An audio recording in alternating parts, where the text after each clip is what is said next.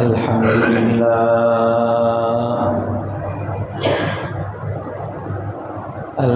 لله نحمده ونستعينه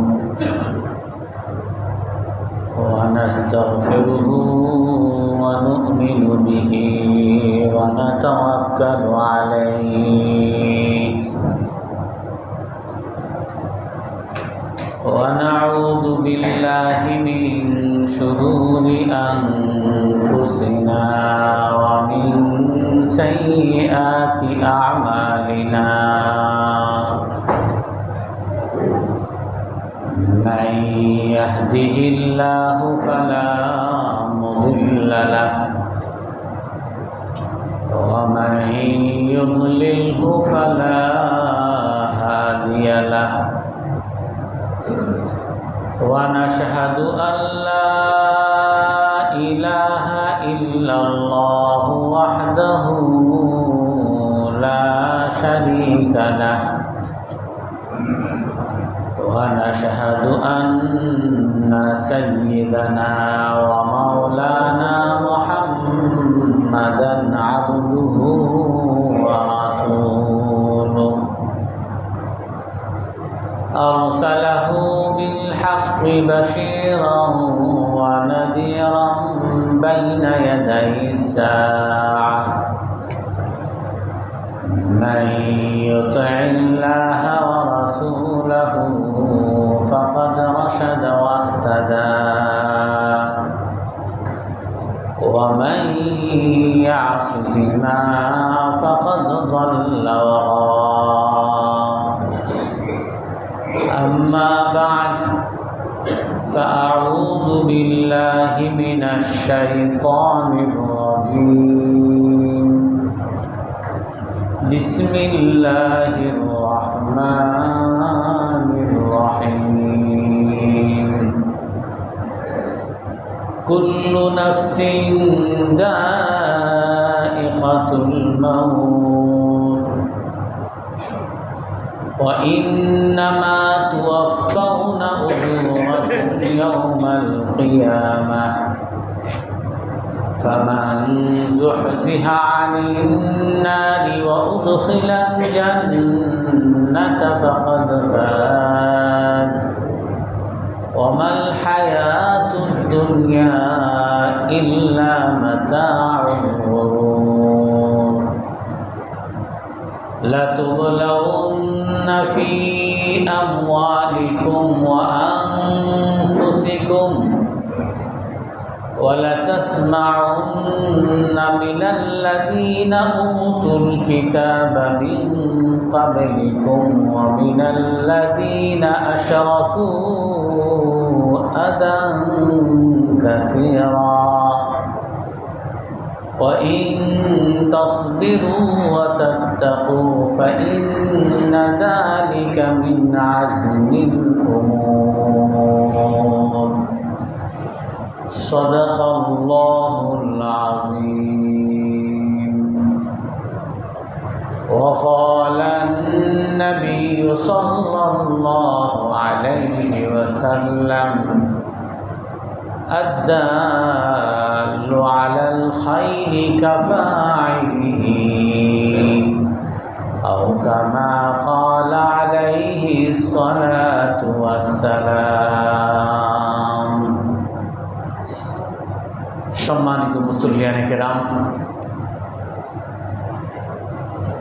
যারা জাহান্নাম থেকে যাদেরকে দূরে নিক্ষেপ করা হয় আর যাদেরকে জান্নাতে প্রবেশ করানো হয় তারাই সফল জাতি। কোরআনে কারীমের মধ্যে আল্লাহ তাআলা বলেন, এই বিষয়ে আমরা আলোচনা করব। আল্লাহ তাআলা কোরআনে কারীমের মধ্যে বলেন, কুল্লু নাফসিন যায়িকাতুল মউত, প্রতিটা মানুষকে মৃত্যুর স্বাদকে গ্রহণ করতে হবে। অর্থাৎ প্রতিটা মানুষই মারা যাবে, ধনী গরিব, বড় ক্ষমতার অধিকারী, নিঃসঙ্গ নিঃস্ব ব্যক্তি সকলেই মৃত্যুর স্বাদ গ্রহণ করবে। ওয়া ইন্নামা তুওয়াফাউনা উজুরাকুম ইয়াওমাল কিয়ামাহ। আর আল্লাহ তাআলা বলেন, তোমাদের প্রত্যেককে তোমাদের পাওনাগুলো পরিপূর্ণ পরিশোধ করা হবে। মানুষ যাই করে, ভালো খারাপ, অন্য আয়াতের মধ্যে বলেন ফামান ইয়ামাল মিসকালা যাররাতিন খায়রান ইয়ারা, যে অনুপরিমাণ সামান্য পরিমাণ ভালো কাজও যে করবে সে তার প্রতিদান কিয়ামতের দিন দেখতে পাবে। আর যে সামান্যতম অনুপরিমাণ খারাপ কাজও করবে সে তার প্রতিদান কিয়ামতের দিন দেখতে পাবে। ওয়া ইন্নামা তুওয়াফাউনা উজুরাকুম ইয়াওমাল কিয়ামাহ, তোমাদের প্রত্যেককে তার পুরো প্রতিদান কিয়ামতের দিন পুরোপুরি প্রদান করা হবে। তারপরে আল্লাহ তাআলা কি বলেন, ফামান যুহজিহা আনিন নার, অতএব যাদেরকে জাহান্নাম থেকে দূরে সরানো হয়েছে, ওয়া উদখিলাল জান্নাতা, জান্নাতে প্রবেশ করানো হয়েছে, ফাকাদ ফাজ, সেই একমাত্র সফল। ওমাল হায়াতুদ দুনিয়া ইল্লা মাতাউল গুরুর, আল্লাহ তাআলা বলেন, আর দুনিয়ার জীবন শুধুমাত্র প্রতারণার জীবন। দুনিয়ার জীবন এহকাল শুধুমাত্র প্রতারণার সামগ্রী। আল্লাহ তাআলা এই আয়াতগুলোতে যেই বিষয়গুলো বলেছেন, এই বিষয় হলো চিরন্তন সত্য, মহাসত্য। আমি আপনি অনেকেই হয়তোবা অবিশ্বাস করি বা কাজে করবে অস্বীকার করা আমি প্রকাশ করি, কিন্তু আমি আপনি এই বয়সে এসে, আমার আপনার যতটুকু বয়স হয়েছে, এই বয়সে এসেও যদি আমাকে কেউ জিজ্ঞাসা করে, তাহলে আমি আমার বাস্তব জীবন দ্বারা, এক তো আল্লাহ তাআলা বলছেন সূত্র, আর আমার বাস্তব অভিজ্ঞতার দ্বারা আমি বলবো এটাই সত্য, এটাই চিরন্তন সত্য, যে মানুষ সবাই মারা যাবে। অনেক ধনী মানুষ যার বাড়ির এরিয়ার মধ্যে ঢুকতে দিত না, আর এখন তার বাড়িতে গরু ছাগল ঢুকে সেই গরু ছাগলকে তাড়ানোর কেউ নেই। মানুষ তো দূরের কথা, অন্যরা দখল করে ফেলছে। এরকম বহু মানুষ চোখের সামনে দেখা। অনেক মানুষের উপরে জুলুম, অন্যায়, অত্যাচার, দখলবাজি, চাঁদাবাজি সব করত, কিন্তু সে আজ নাই। যার কারণে তার দখলবাজি, যার চাঁদাবাজি, তার এইসব অপকর্মের কাজের জন্য সবাই তার বদনাম করে, আর তার যা সে সংগ্রহ করছে সব অন্য মানুষ খায়। চিরন্ত সত্য।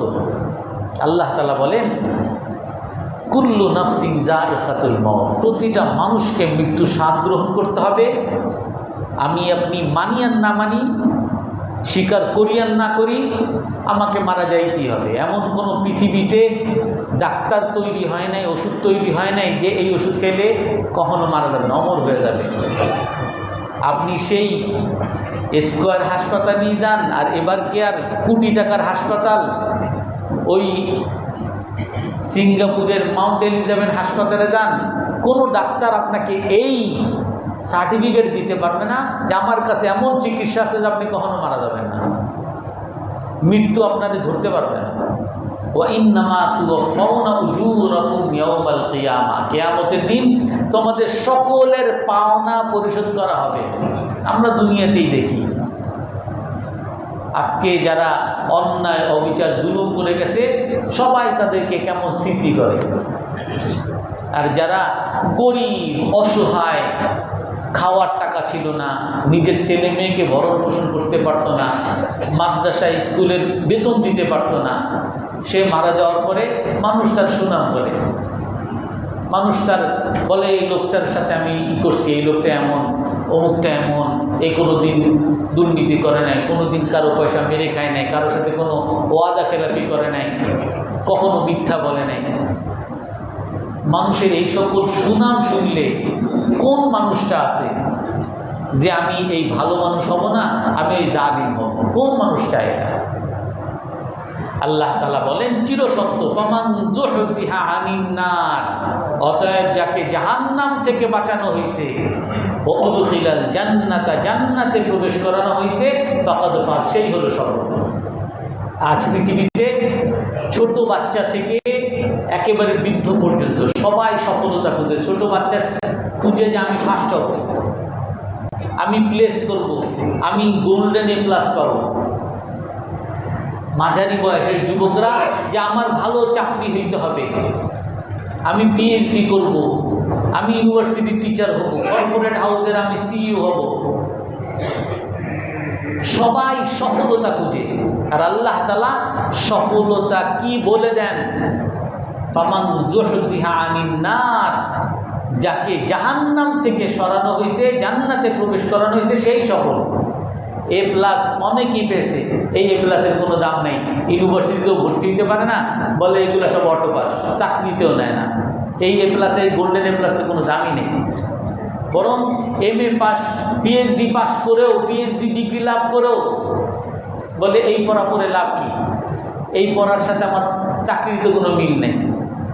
আমার চাকরি যদি পাইতে হয় তাহলে আমাকে টেকনিক্যাল কাজ শিখতে হবে, আমাকে স্কিল ডেভেলপ করতে হবে। আমি এমন পড়াশোনা, এমন পিএইচডি করে লাভ কি, যার দ্বারা আমার কর্মক্ষেত্রে কোনো কাজই লাগে না। আমরা এক একজন এক এক রকম করে সফলতার মানদণ্ড ঠিক করি। আর আমরা এখন এই বয়সে এসেও আমরা দেখতে পারি যেইটাকে আমি সফলতা মনে করছি সেটা সফলতা না, সেটা ব্যর্থতা। আল্লাহ তাআলা বলেন ফামান যুহযিহা আনিন নার, সফলতা হলো জাহান্নাম থেকে যাকে বাঁচানো হয়েছে, জান্নাতে যাকে প্রবেশ করানো হয়েছে। ওমাল হায়াতুদ দুনিয়া, দুনিয়ার জীবন হলো প্রতারণার জীবন, সবই প্রতারণা। ছোটবেলার থেকে ভাবতেছি যদি একটা ভালো চাকরি পাই, একটা ভালো বেতন পাই, তাহলে আমি সফল। ভালো চাকরি, ভালো বেতন, বিয়ে করতে যায় কেউ, তার কাছে কেউ বিয়ে দেয় না, বউ পায় না। তার সে যেরকম করে ছোটবেলা থেকে স্বপ্ন দেখছে সেরকম সে বউ পায় না। বউও পাইছে, একেবারে অনেক স্বপ্ন, অনেক কষ্ট ক্লেশ করে খুঁজে ভালো বউ পাইছে, সুন্দরী বউ, সবাই তাকে সুন্দরী বলে। এমন বউ ঘরের মধ্যে আনার পরে তাকে প্রতিদিন সকাল বিকাল গালিগালাজ করে, তার মারে গালিগালাজ করে, তার বোনরে গালিগালাজ করে, সে ঘরেই থাকতে পারে না, অথচ সুন্দরী বউ। অর্থাৎ আমরা যাকে সফলতা মনে করি সেটা সফলতা না। এই জিনিসটা যতদিন আমি মাথার মধ্যে ঢুকাতে না পারবো ততদিন আমি ব্যর্থ। যখন এইটা মাথার মধ্যে ঢুকাইতে পারবো, অন্তরে বসাইতে পারবো, তখনই আমি সফল। আল্লাহ তাআলা বলেন ফামান যুহযিহা আনিন নার ওয়া উদখিলাল জান্নাতা ফাকাদ ফাজ, যাকে জাহান্নাম থেকে সরানো হয়েছে, জান্নাতে প্রবেশ করানো হয়েছে। আল্লাহ তাআলা বলছেন যাকে জাহান্নাম থেকে সরানো হয়েছে, জান্নাতে প্রবেশ করানো হয়েছে। আমি মনে করি আমি তো খতিব সাহেব, আমি মনে করি আমি তো 5 ওয়াক্ত নামাজের ইমামতি করি, আমি তো কোরআন তেলাওয়াত করি, আমি তো জিকির আজকার করি, আমি তো কখনো হারাম খাই না, আমি তো কখনো মানুষকে কষ্ট দেই না, আমার চেয়ে জান্নাতি আর কে হইতে পারে? আল্লাহ তাআলা বলেন তুমি এত বড় ভালো মানুষ হওয়ার পরেও তুমি যে মৃত্যুর সময় এই ভালো অবস্থানের উপরই টিকবে, লা ইলাহা ইল্লাল্লাহ বলেই যে তুমি মারা যাবে, এইটার নিশ্চয়তা কি? অনেক মানুষ, ভালো মানুষ কিতাবের মধ্যে আসে, বুজুর্গ পীর সাহেব, কিন্তু মৃত্যুর আগে তার বিব্রতি ধরছে, এক মেয়ের পিছনে তার লেগে গেছে, আর এই মেয়েকে বিয়ে করার জন্য সে কাফের হয়ে গেছে, এই মেয়েকে পাওয়ার জন্য সে সকল পীর মুরিদি ছেড়ে দিছে, আর এই মেয়েকে পাওয়াকেই বড় সফলতা মনে করছে, যার ফলে সে দুনিয়াতেই কাফের হয়ে মারা গেছে। এই জন্য আল্লাহ তাআলা বলেন ফামান যুহযিহা আনিন নার, জাহান্নাম থেকে যাকে সরানো হয়েছে, ওয়া উদখিলাল জান্নাহ, যাকে জান্নাতে প্রবেশ করানো হয়েছে। অর্থাৎ মৃত্যু পর্যন্ত যে সত্যের উপর অটল রয়েছে, মারা যাওয়ার পরে তাকে জাহান্নাম থেকে সরানো হয়েছে, জান্নাতে প্রবেশ করানো হয়েছে, ফাকাদ ফাজ, সেই সফল। ওয়ামাল হায়াতুদ দুনিয়া ইল্লা মাতাউল গুরুর, দুনিয়ার জীবন হলো প্রতারণার জীবন। তারপরে আল্লাহ তাআলা আরেকটা চিরসত্য বলেন যে আমি যদি ঠিক করে নিই যে আমি একমাত্র জান্নাতের সফলতাই আমার কাছে চূড়ান্ত সফলতা, জাহান্নাম থেকে বাঁচারই সফলতা আমার কাছে চূড়ান্ত সফলতা, এটা যদি আমি মেনে নিই, আমি নামাজ শুরু করলাম, ইবাদত শুরু করলাম, হারাম ত্যাগ করা শুরু করলাম, আমি মানুষের উপকার সব আমি করা শুরু করলাম, আল্লাহ তাআলা বলেন যে তুমি সবচেয়ে উপকারী মানুষ, সবচেয়ে বড় সেবক মানুষ, সবচেয়ে ভালো মানুষও যদি হও, তারপরও তোমার সাথে আরেকটা আপদ তোমার সাথে থাকবে, সেটার জন্য তুমি তৈরি হয়ে থাকো। সেটা কি? আল্লাহ তাআলা বলেন লাতুবলাউন্না ফি আমওয়ালিকুম ওয়া আনফুসিকুম ওয়া লা তাসমাউন্না মিনাল্লাযীনা উতুল কিতাবা মিন ক্বাবলিকুম ওয়া মিনাল্লাযীনা আশরাকু আদান কাসীরা। আল্লাহ তাআলা বলেন তোমাদের সকলকে পরীক্ষা করা হবে তোমার সম্পদের মধ্যে, তোমার জীবনের মধ্যে। তোমার সম্পদ তুমি কারো ক্ষতি করো না, তোমার সম্পদ তোমার পরিচিত ভাই বন্ধুরাই মেরে খায়, তুমি সবার উপকার করো কিন্তু মানুষ তোমার ক্ষতি করতে চায়। তুমি যারে সারা জীবন খাওয়াইছো, যারে সারা জীবন উপকার করে গেছো, সেই তোমার ব্যবসার 12টা বাজায় দেওয়ার জন্য বসে আছে, সেই তোমার চাকরি থেকে বরখাস্তের জন্য ষড়যন্ত্র করতেছে, তোমার ছেলে মেয়েকে কলঙ্কিত করার জন্য সবচেয়ে আপন মানুষও বসে আছে। এইরকম উপকারের এইরকম পরীক্ষার সম্মুখীন তুমি হবে। ওয়ালা তাসমাউন্না মিনাল্লাযীনা উতুল কিতাবা মিন ক্বাবলিকুম ওয়া মিনাল্লাযীনা আশরাকু আদান কাসীরা। আল্লাহ তাআলা বলেন অবশ্যই অবশ্যই তোমরা শুনবে ইহুদি খ্রিস্টান থেকে, মুশরিক থেকে অনেক কষ্ট। তুমি সবচেয়ে সেরা মানুষ, সবচেয়ে ভালো মানুষ, কোনোদিন কোনো হিন্দুর উপকার করো না, কোনোদিন কোনো খ্রিস্টানদের অপকার করো না, কিন্তু এই হিন্দুরা, এই খ্রিস্টানরা তোমাকে সারা দিন বলতে থাকবে যে তুমি তাদের অপকার করো। তোমার দেশে হিন্দুরা থাকতে পারে না, হিন্দুদের জমি মেরে খাও, হিন্দুদের মন্দির তুমি পুড়িয়ে দাও, তুমি হিন্দুদের উপরে জুলুম করো, অথচ তুমি কিছুই করো না, তুমি সবচেয়ে ভালো মানুষ। তুমি সবচেয়ে ভালো মানুষ, কেন তুমি একা একা ইবাদতে থাকো, কারো গান সিনেমার মধ্যে যাও না? এই জন্য তুমি জঙ্গি, তুমি সন্ত্রাসী।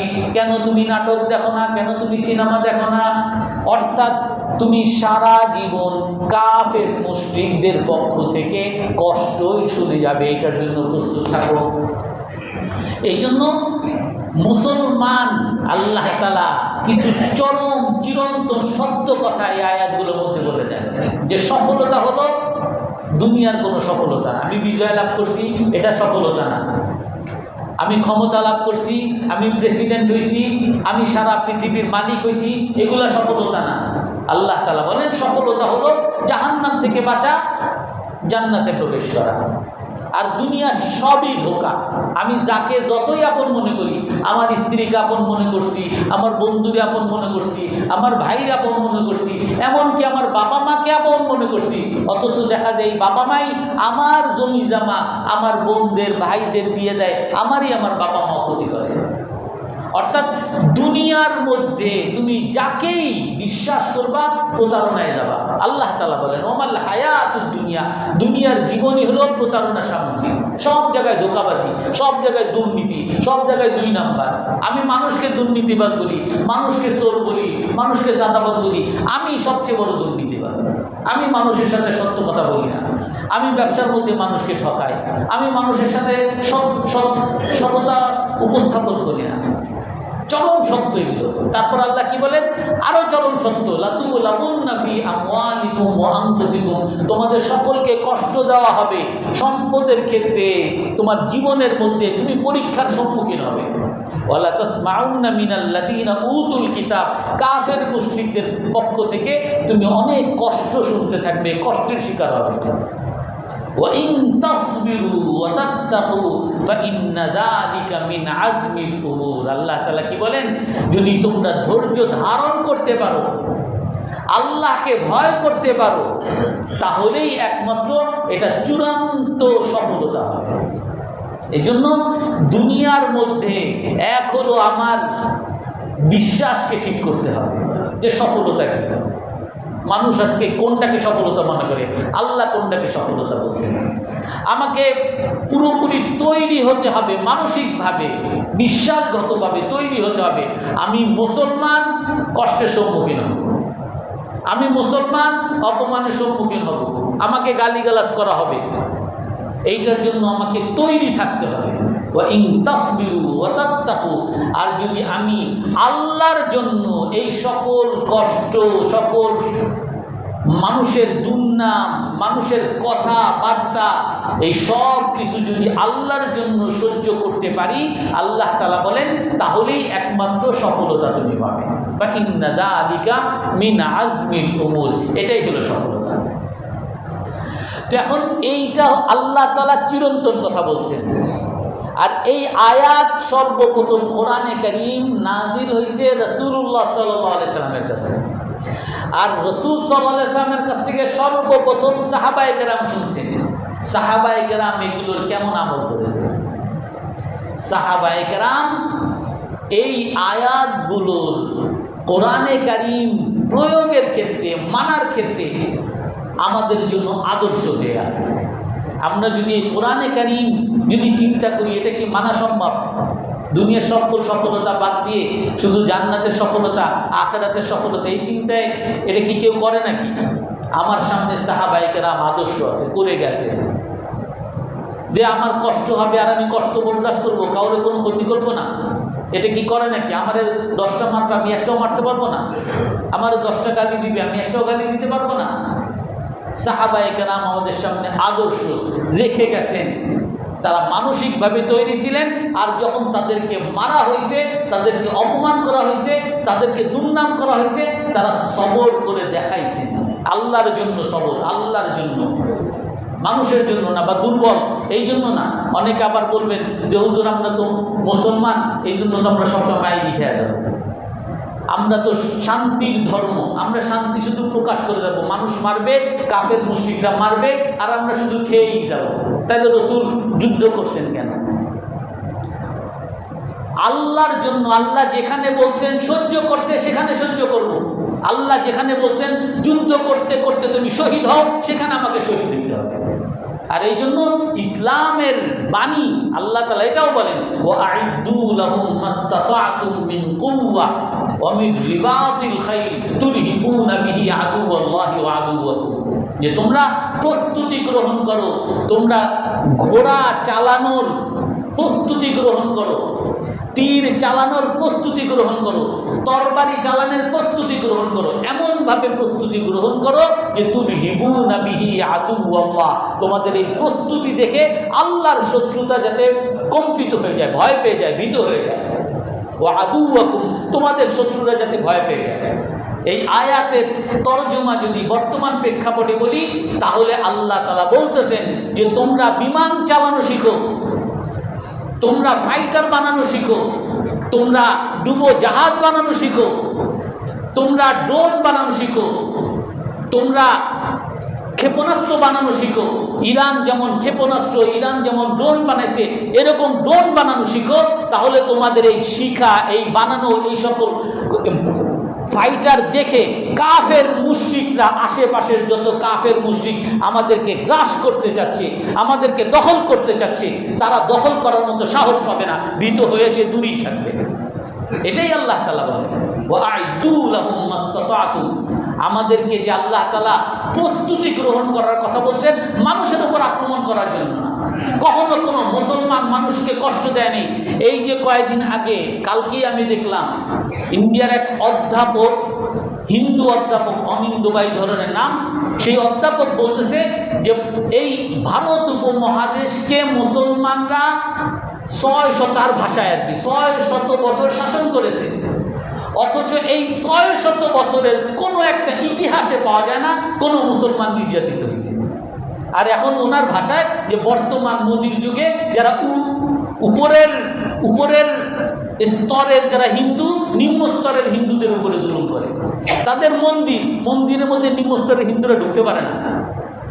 অনেক নিম্ন স্তরের হিন্দু আছে, তাদেরকে মন্দিরের মধ্যে ঢুকতে, তোমরা হলে নিম্ন স্তরের, আমাদের এই মন্দিরে ঢুকতে পারবে না, এই পূজায় আসতে পারবে না। ওই অধ্যাপক বলেন যে মুসলমানরা 600 বছর এই ভারত উপমহাদেশ শাসন করেছে, কোন হিন্দুরা নির্যাতিত হয়নি, কোন নিম্নস্তর উপর স্তর কেউ নির্যাতিত হয়নি। মুসলমান প্রস্তুতি গ্রহণ এটা কাউকে মারার জন্য না, কারো উপরে জুলুম করার জন্য না, বরং কাফের, মুশরিক, ইসলামের শত্রু, আল্লাহর শত্রুরা যাতে মুসলমানদেরকে গ্রাস করার সাহস না হয়। তো এই জন্য মুসলমানকে মানসিকভাবে তৈরি থাকতে হবে। আল্লাহ তাআলা বলেন সফলতা হলো একমাত্র আখিরাতের সফলতা। আমরা গত সপ্তাহে বলেছিলাম ইয়াসিন সূরার মধ্যে একটা ঘটনা আসছে, হাবিবুন নাজ্জারের ঘটনা। যেই যখন নবীরা আসেন দাওয়াত দেন, ওই আন্তাকিয়াবাসীরা নবীদেরকে অস্বীকার করছে।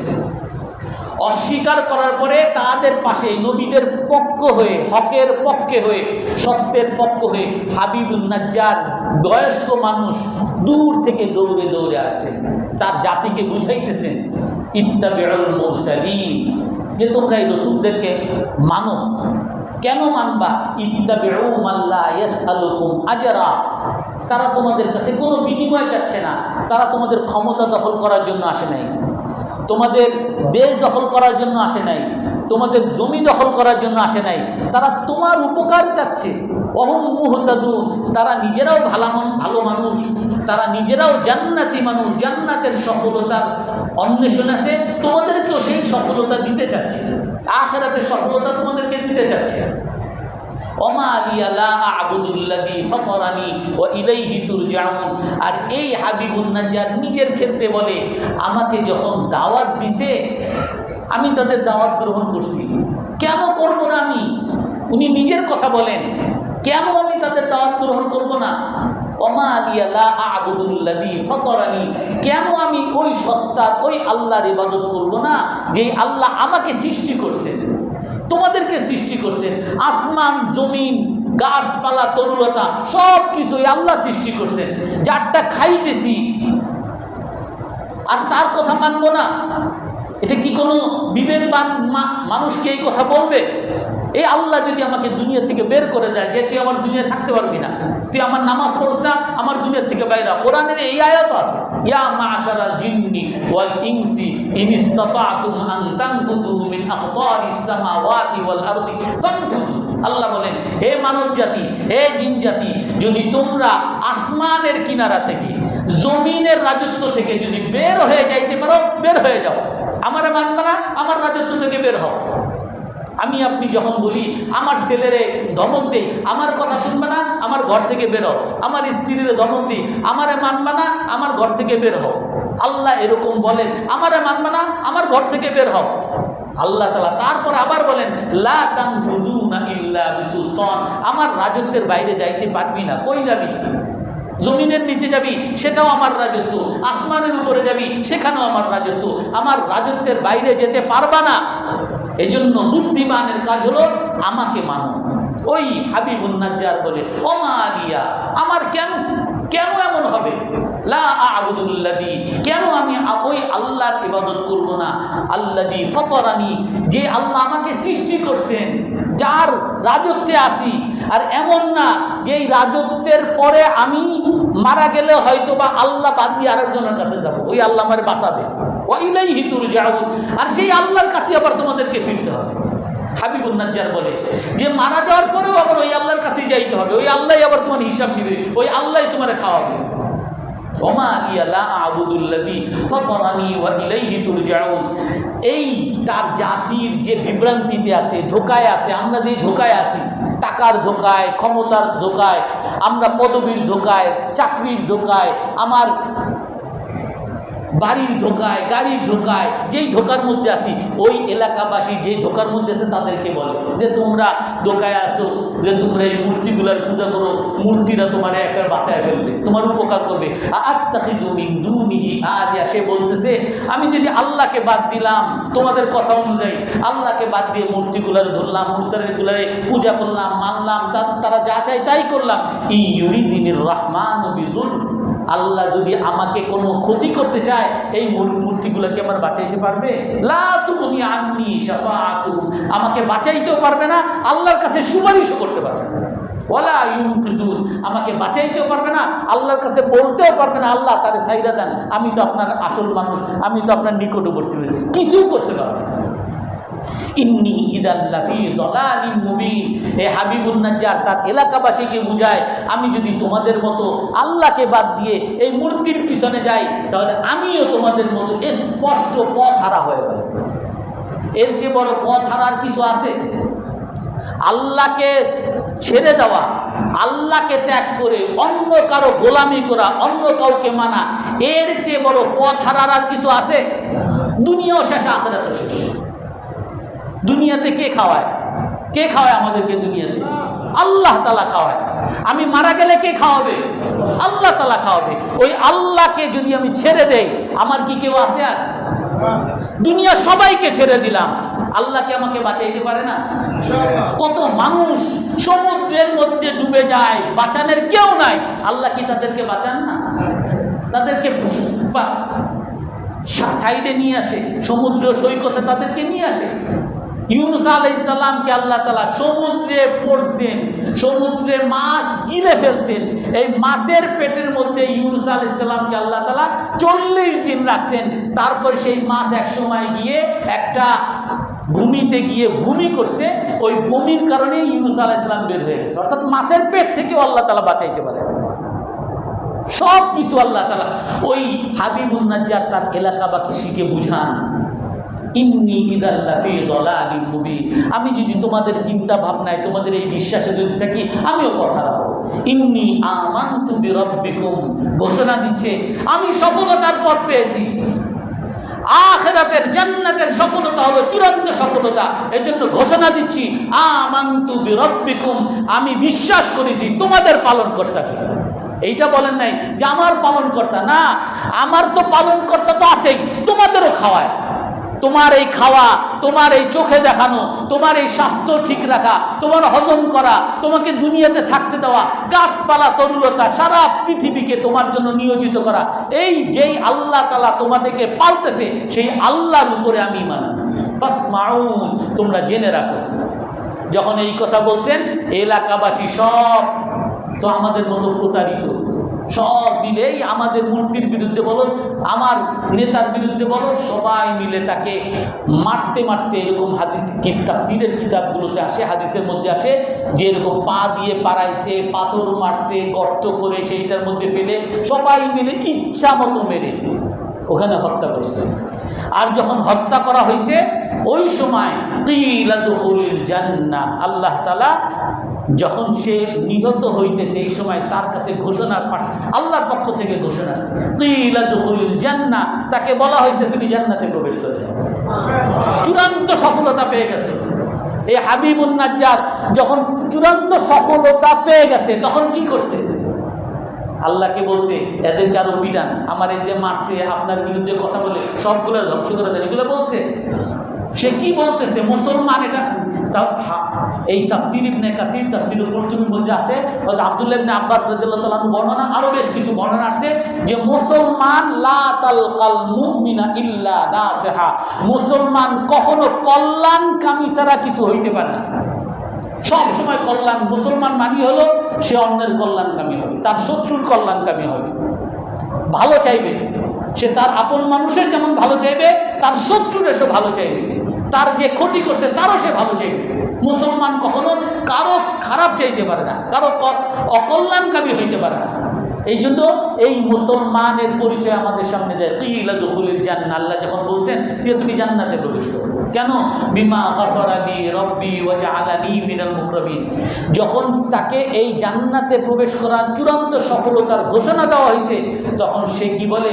ইয়া লাইতা কওমি ইয়ালামুন, হায় হে আল্লাহ, আমার জাতি যদি জানতো আমি যে এই যে জান্নাতের মতো চূড়ান্ত সফলতা পাইছি, এইটা যদি আমার জাতি জানতো, তাহলে কেউ আমাকে মারতো না, কেউ এরকম ভুল পথে থাকতো না, কেউ তোমার দিক থেকে মুখ ফিরায় কেউ রাখতো না, সবাই তোমার গোলামি করতো। হে আল্লাহ, তুমি দেখো, একটু দয়া করে তাদেরকে আমার এই চূড়ান্ত সফলতা একটু জানায় দাও। ইয়া লাইতা কওমি ইয়ালামুন, হ্যাঁ আমার জাতি যদি জানতো, বিমা গাফারা লি রব্বি, আমার রব আমাকে মাফ করে দিয়েছে, ওয়া জাআলানি মিনাল মুকরামিন, আমাকে কেমন সম্মান দান করছে।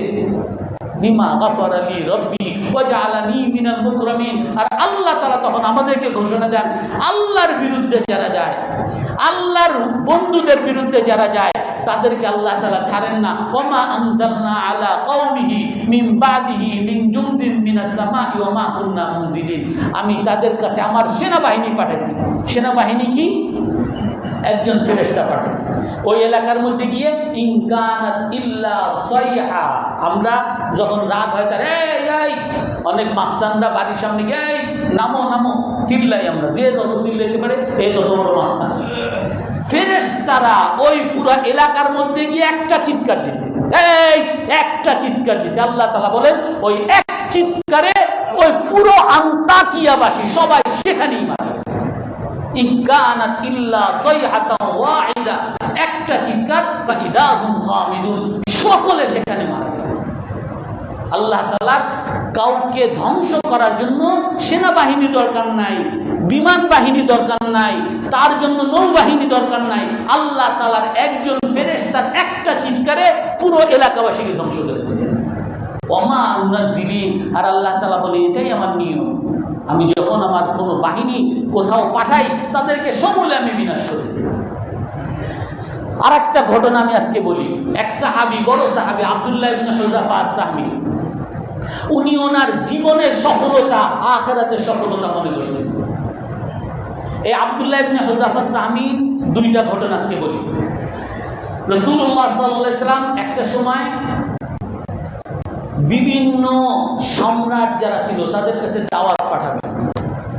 তো রাসূল সাহাবাদেরকে একত্র করছেন যে আমি চাচ্ছি সকল সম্রাটের কাছে দাওয়াত পৌঁছে, তোমরা এখানে ফালা তাখতালিফু কামা ইখতালাফাত বনু ইসরাইল।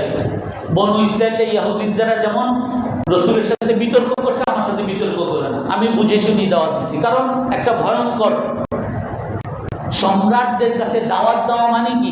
দাওয়াত দেওয়া মানে হলো, এমনি তো মক্কাবাসী সবাই মুসলমানের শত্রু, পারস্য সম্রাট, রূপ সম্রাট, এদেরকে যখন দাওয়াত দেওয়া হবে তোমরা ইসলাম গ্রহণ করো তাহলে শান্তি পাবা, আর ইসলাম গ্রহণ না করলে তোমাদের কোনো উপায় নেই, এই কথা যখন বলা হবে তারা বলবে আমাদেরকে হুমকি দিচ্ছে, সবাই মিলে এই মুসলমানদের উপর আক্রমণ করবে।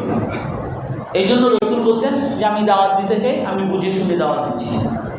তো দাওয়াতের মধ্যে 6 জনকে 6 জায়গা পাঠিয়ে দিয়েছে। তার মধ্যে এই আব্দুল্লাহ ইবনে হুযাফা আস-সাহমী রাদিয়াল্লাহু আনহু, এই সাহাবীকে পারস্যের সম্রাট কিসরার কাছে পাঠিয়েছে। পারস্যের সম্রাট কিসরার কাছে যখন পাঠানো হয়েছে চিঠি নিয়ে, তখন সেই সম্রাটের কাছে বলা হয়েছে যে মদিনা থেকে আমি আসছি। তো যখন শুনছে যে একজন নবীর কাছ থেকে আসছে, তো সে তার সাম্রাজ্যকে, তার প্রাসাদকে সুন্দর করে সাজাইছে এবং তার মন্ত্রী পরিষদ সকলকে একত্র করছে। তো আব্দুল্লাহ ইবনে হুযাফা রাদিয়াল্লাহু আনহু উনি ঢুকছেন, একা মানুষ, একটা গাধার মধ্যে গেছে, জামা ছিঁড়া, জুতা ছিঁড়া, জুতা নাই, টুপি নাই, খুবই একেবারে তাদের ভাষায় ফকির ফকির একজন ঢুকছে। যেটা দেখেই সবাই একেবারে বিরক্ত ওনাকে দেখেই। তো সবার বিরক্তি দেখে ওই কিসরা সম্রাট সে বলল যে সে কি বলতে চায়, কাগজটা নিয়ে আসুন। তো আব্দুল্লাহ ইবনে হুযাফা বলে যে লা তুতি আহাদান, আমি এই কাগজ কাউকে দিব না, আমার রাসূল আমাকে পাঠাইছেন সরাসরি সম্রাটের হাতে দেওয়ার জন্য, আমি কারো কাছে দিব না। তো তার এই মনোবল দেখে কিসরা বলছে ঠিক আছে তাকে ছেড়ে দাও, আসতে দাও, ইয়াদনু মিন্নি, আসতে দাও তাকে। তো আসার পরে চিঠিটাকে দিছে। তারা হলো পারস্য, ফার্সি ভাষায় কথা বলে, আরবি কেউ বুঝে না। তো সে একজনকে ডাকাইছে, দেখো কি লেখছে। তো তার মধ্যে রাসূল সাল্লাল্লাহু আলাইহি ওয়াসাল্লাম বলেছেন, মিন মুহাম্মাদির, বিসমিল্লাহির রহমানির রহিম, মিন মুহাম্মাদির রাসূলিল্লাহ ইলা কিসরা আযীমি ফারিস, সালামুন আলা মান ইত্তাবাআল হুদা আসলিম তাসলাম। বিসমিল্লাহির রহমানির রহিম, মুহাম্মদ আল্লাহর রাসূল মুহাম্মদ সাল্লাল্লাহু আলাইহি ওয়াসাল্লামের পক্ষ থেকে পারস্যের সম্রাট কিসরার কাছে চিঠি পাঠানো হয়েছে। তাদেরকে সালাম দেওয়া হয়েছে যারা সত্যের অনুসরণ করছে।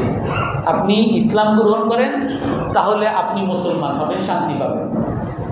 যখন এই সম্রাট প্রথম অক্ষরটা শুনছে, শুধু মিন মুহাম্মাদির রাসূলুল্লাহ ইলা কিসরা আযীম ফারিস, মুহাম্মাদুর রাসূলুল্লাহর পক্ষ থেকে কিসরার, পারস্যের সম্রাট কিসরার কাছে, যখন এই বাক্যটা শুনছে, সে সাথে সাথে ওই চিঠি ওই যে পাঠক তার কাছ থেকে নিয়ে দাম দাম করে ছিঁড়ে ফেলছে। ছিঁড়ে কি বলে যে এত বড় সাহস, সে শুরুতে তার নাম আনছে, অথচ আমার গোলাম, আমি হলাম সম্রাট। প্রথমে আমারে বলবে সম্রাট, আমি লাস্টে বলবে যে আমি আপনার কাছে এইটা বলতে চাচ্ছি। সে প্রথমে বলতেছে মিন মুহাম্মাদির রাসূলুল্লাহ ইলা কিসরা আযীম ফারিস, আমার নামের আগে তার নাম রাখছে, এত বড় সাহস, ছিঁড়ে ফেলছে। তো ছিঁড়ার পরে তাকে বের করে দাও, খুবই গরম অবস্থা। উনি বের হয়ে একেবারে সোজা ওনার বাহনে উঠে উনি সোজা বের হয়ে গেছে। কিসরা যখন একটু রাগ ঠান্ডা হয়েছে তখন বলছে ওই বার্তাবাহককে আবার খবর দাও। তো বার্তাবাহককে খুঁজতে গেছে, আর পায় না, সে এতক্ষণে চলেও গেছে। তো সে যখন পায় না তখন সে তার গভর্নর, ইয়ামানের গভর্নর বাজান, তার কাছে চিঠি পাঠাইছে যে তোমার ওইখান থেকে, ইয়ামান থেকে মদিনা লোক পাঠাও, আর এই যেটি আমার কাছে চিঠি পাঠাইছে মুহাম্মদ, তাকে আমার কাছে ধরে নিয়ে আসে। তো তলহা রাদিয়াল্লাহু আনহু, এই সাহাবী, উনি মদিনায় চলে গেছেন সোজা। মদিনায় গিয়ে রসুলকে বলছেন, হে আল্লাহ রসুল, আপনার চিঠি এই হয়েছে। চিঠি নেওয়ার পরে সে ছিঁড়ে ফেলছে। যখন রসুল এইটা শুনছেন, শুধু ছিঁড়ে ফেলছে, তখন রসুল আর কিছু বলেন নাই, শুধু একটা বাক্য বলছেন, মাজ্জাকাল্লাহু মুলকাহুম, আল্লাহ তাআলা তার সাম্রাজ্যকেও ছিঁড়ে ফেলবেন। শুধু এতটুকু বলছেন, আমার চিঠি ছিঁড়ছে, মাজ্জাকাল্লাহু মুলকাহুম, আল্লাহ তাআলা তার সাম্রাজ্যকেও ছিঁড়ে ফেলবেন। এদিকে ওই বাজান, ইয়ামানের বাজান, দুইজন লোক পাঠাইছে, মদিনায় আসছে। মদিনায় এসে রসুলের কাছে আসছে যে দেখেন, আমি সম্রাটের পক্ষ থেকে গভর্নর, বাজান গভর্নর আমাকে আপনার কাছে পাঠাইছে, আপনাকে সম্রাটের কাছে নিয়ে যেতে বলছে। যদি আপনি যান, তার থেকে আপনাকে রক্ষা করার আমরা সুপারিশ করা লাগে করতে পারবো। আর আপনি যদি না যান তাহলে আপনিও শেষ হবেন, আপনার পুরো সমাজ, পুরো দেশ ধ্বংস করে দেবেন। তো রাসূলুল্লাহ সাল্লাল্লাহু আলাইহি ওয়াসাল্লাম বলছেন, ঠিক আছে, আগামীকাল আসো, তোমরা আজকে থাকো, আমার মেহমানদারি গ্রহণ করো, আগামীকাল আসো। পরের দিন যখন আসছে তখন তারা বলেন যে কি উত্তর দিবেন, আপনি কি এখন আমাদের সাথে যাবেন নাকি আপনি কি করতে চাচ্ছেন? তখন রাসূলুল্লাহ সাল্লাল্লাহু আলাইহি ওয়াসাল্লাম তাদেরকে বলেন যে মাজ্জাকাল্লাহু মুলকা ফারিস, যে ভাই, তুমি আমার কাছে সম্রাটের কাছে নিতে চাও, সম্রাটের রাজত্ব তো আল্লাহ তাআলা ধ্বংস করে দিয়েছে। এরা তো দুইজন পাগল হয়ে গেছে, কি বলে সম্রাট, এত বড় সম্রাট, আর এই বলে সম্রাট ধ্বংস হয়ে গেছে। তো আর কথাবার্তা না বাড়ায় তারা সোজা বাজানের কাছে আসছে। বাজানের কাছে এসে বলছে যে সে তো বলে যে নাকি সম্রাটের রাজত্ব নাকি ধ্বংস, তা আমি কোন সম্রাটের কাছে যাব? বলে এইরকম কথা বলছে নাকি? বলে হ্যাঁ। তো তারা ওই কিসরার সাথে যোগাযোগ করবে, পারস্য সম্রাটের সাথে যোগাযোগ করবে। এর মধ্যেই চিঠি আসে। কি চিঠি? যে পারস্যের সম্রাট যে কিসরা ছিল, এই কিসরার ছেলে শিওয়ারাই, এই ছেলে তার বাপকে হত্যা করে ক্ষমতা দখল করে নিয়েছে। শিওয়ারের থেকে চিঠি আসছে এই বাজানের কাছে 2-3 দিনের মধ্যে, যে এখন থেকে আমি রাজা, আমাকে তোমরা মানবা। আমার বাবাকে আমি হত্যা করছি কেন?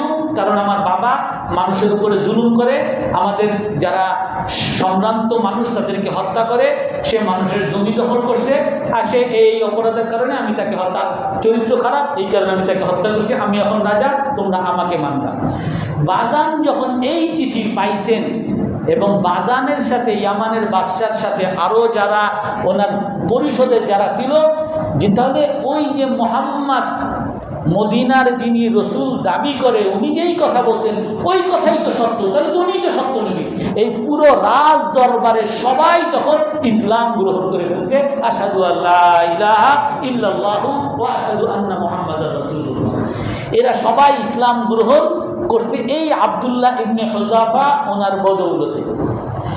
এরপরে আব্দুল্লাহ ইবনে হুযাফা রাদিয়াল্লাহু আনহু আরেকটা ঘটনা ছিল, যেহেতু আজকে সময় নেই আর বলতে পারতেছি না। তো এই আমার মূল কথা যেটা কোরআনে কারীমের মধ্যে আল্লাহ তাআলা বলছেন আব্দুল্লাহ ইবনে হুযাফা, সংক্ষেপে একটু বলে দেই। আব্দুল্লাহ ইবনে হুযাফা রোম সম্রাটের কাছে একবার ধরা পড়ছিল। ধরা পড়ার পরে এই আব্দুল্লাহ ইবনে হুযাফাকে অনেক বলছে তোমাকে রাজত্ব দিব, রাজত্বে মানে নাই। ওনাকে বলছে যে তুমি যদি রাজত্ব না নাও তাহলে তোমাকে হত্যা করবো। হত্যা করার অনেক চেষ্টা করছে, অনেক ধরনের তাকে ইসলাম থেকে ফিরানোর চেষ্টা করছে, ফিরাইতে পারে নাই। তার মৃত্যুকে সে গ্রহণ করে নিছে এবং শেষ এক পর্যায়ে উনি কাঁদতেছে। কেন কাঁদতেছে? যে না, আপনি তো আমার সামনে একজনকে তেলের মধ্যে ফেলে মেরে ফেললেন, আমারও তো মেরে ফেলবেন, আমি এই জন্য কাঁদতেছি। বলে তুমি কেন কাঁদতেছো? তাহলে আসো আমার কথা মানো, তাহলেই তো আমি তোমাকে রাজা বানিয়ে দিচ্ছি। উনি বলে যে আমি এই জন্য কাঁদি না, আমার একটা মাত্র জীবন, আমার আগুনে ফেলবেন আমি পুড়ে যাবো, তাহলে তো জীবনটা একটাই মাত্র। আল্লাহ যদি আমার প্রতিটা পশ্চিমের পরিবর্তে জীবন দান করতেন, এই লক্ষ কোটি জীবন যদি আল্লাহর জন্য দিতে পারতাম তাহলে আমি সফল দিতাম। এই সাহাবায়ে কেরাম এইরকম ছিলেন, এরকম আদর্শ আমাদের সামনে দিয়ে গেছেন। নিজের জীবন, নিজের সম্পদ, নিজের পদ পদবি সব আল্লাহকে খুশি করার জন্য, জান্নাত পাওয়ার আশায় জাহান্নাম থেকে বাঁচার জন্য তারা করে গেছেন, আমাদের সামনে আদর্শ রেখে গেছেন। আমরা সবাই সেই জান্নাত পাওয়ার এইটাকে চূড়ান্ত সফলতা মনে করি তো ইনশাআল্লাহ। আল্লাহ তাআলা আমাদেরকে আমল করার তৌফিক দান করেন।